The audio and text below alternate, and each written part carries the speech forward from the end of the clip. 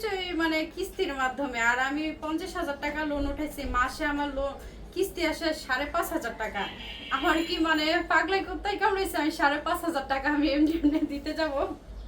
প্রয়োজন ছাড়া কি কেউ লোন উঠায়? কেউ চায় যে মাসে মাসে আমি চাই যে সে আমার এই যে জীবনটারে ধ্বংস করছে। এক নম্বর তো আমি একজন ডিভোর্স, আমার জীবনটা এমনি ধ্বংসের পথে, সে আমার জীবনটা আরো ধ্বংস করে দিয়ে গেল। তার জন্য আজকে আমার ধর্ষণের কালি আমার কপালে লাগছে, তার জন্য আজকে আমি গ্রামে সমাজে মুখ দেখাইতে পারতেছে না, আমার পরিবারও দেখাইতে পারতেছে না। তো আমি চাই সে আমাকে বিয়ে করুক, বিয়ে করে সে আমার কলঙ্কের দাগে সে নিজের হাতে মুছা দেব। আর আমি তো তাকে যদি ব্ল্যাকমেইল করার ইচ্ছা থাকে, অনেকে যে বলে যে ব্ল্যাকমেইল, আসলে ব্ল্যাকমেইল কাকে করে? টাকা পয়সা যদি আমার হাতিয়ে নেওয়ার ইচ্ছা থাকতো তাহলে তো ওরা আমার অনেক আগে থেকে 1 বছর ধরে তারা আমার টাকা হাততাছে যে টাকা নাও আপোষ হয়ে যাও, টাকা নাও আপোষ হয়ে যাও। আমি তো টাকার মাধ্যমে আমার ইজ্জত বিক্রি করবো না। আমার ইজ্জত কি আমি টাকার মাধ্যমে বিলিয়ে দেবো, নাকি আমি ইজ্জতের ব্যবসা করি? এরকম কিছু তো না। আমি চাই সে আমাকে বিয়ে করুক, আমার সামাজিক মর্যাদা দেবো।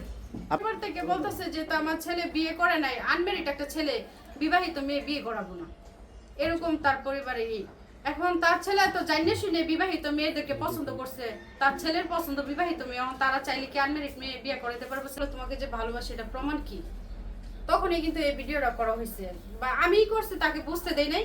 সে আমি বলছি যে আমরা একটা ভিডিও করবো, পরে বলে আচ্ছা ঠিক আছে করো। এটা প্রমাণ রাখছি তো এই জন্যই যে সে যখন দেখছি যে আমার সাথে প্রতারণা করতেছে, আমাকে বলতেছে যে বিয়ে করবো না। এই ভিডিও ওর মোবাইলেও ছিল, হয়তো সে ছিল যেহেতু প্রতারণার দিক দিয়ে সর্বদিক দিয়ে যেহেতু সে বিশ্বাসঘাত করছে, তাইলে তো আমার মনে হয় যে সেই পারফরমেন্সের দিকে 1 নম্বরই ছিল। স্ত্রীর অধিকার চাই, দিবেন আর না দিবে সে এরকম একটা আমতামতার মধ্যে থাকে। তার পরিবারের ডিসিশনের উপরে সে আছে। ওর মার সাথে আমার কনফারেন্সে কথা বলাই দিছে। আমি বলছি যে দেখেন আমার একটা মেয়ে আছে, আমার ডিভোর্স হয়ে গেছে, আপনি ছেলে জানিয়ে শুনে আমার সাথে সম্পর্ক করছে। তখন এই কথা বলাতে পরে ওরে ওর বাবা মা হয়তো বকাবাধ্য করছে, তখন ও আমার ভিডিও মানে অডিও কলে কনফারেন্সে রেখে কথা বলছে আর বলছে যে আমি এই বিষয়টা অস্বীকার করি। এরকম ধরনের প্রমাণ আছে আমার। হওয়ার পরে অনেকবার কথা বলছে, আর ঈদের 4-5 দিন পর সে আমার সাথে কথা বলছে যে আমি তোমাকে বিয়ে করবো, আমার পরিবারের একটু বুঝাইতে হইবে, এসে তুমি আমার পরিবারকে বুঝাও। কিন্তু আমি ওর পরিবারের হাতে ধরছি, পায়ে ধরছি, কোনোভাবে তার পরিবারকে আমি বুঝাইতে পারতাছি না। তারপরে ফোন দেই, দেখেন আমার ফোন ধরেন, আমার নাম্বার সোজা কথা ব্লক করে রেখে দিছে।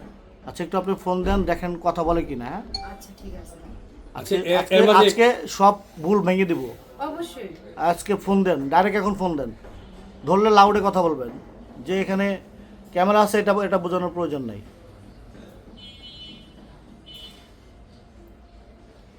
আচ্ছা আমি কি এখন মানে একটা মেয়ে সংসার ভেঙে যদি যাইতাম তাহলে ওটা কি ভালো হইতো? একটা মেয়েকে আরেকটা মেয়ে সংসার ভেঙে যেতে পারে। আর যদি একটা মেয়ে সংসার ভেঙে যাইতাম তাহলে তো আপনারা এই প্রশ্ন করতেন, আপনি একটা মেয়ে হয়ে আরেকটা মেয়ের জীবন কেন নষ্ট করলেন?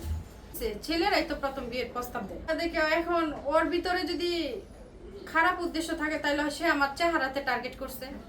আর আমার তো খারাপ উদ্দেশ্য ছিল না, তাকে বিয়ে করার ইচ্ছে দেখার জন্য যে কিস্তি নেব ওরকমটা কিন্তু বিষয়টা না। তার সাথে আমার পরিচয় তো কিস্তির মাধ্যমে, তাকে তো আমি আগে পিছে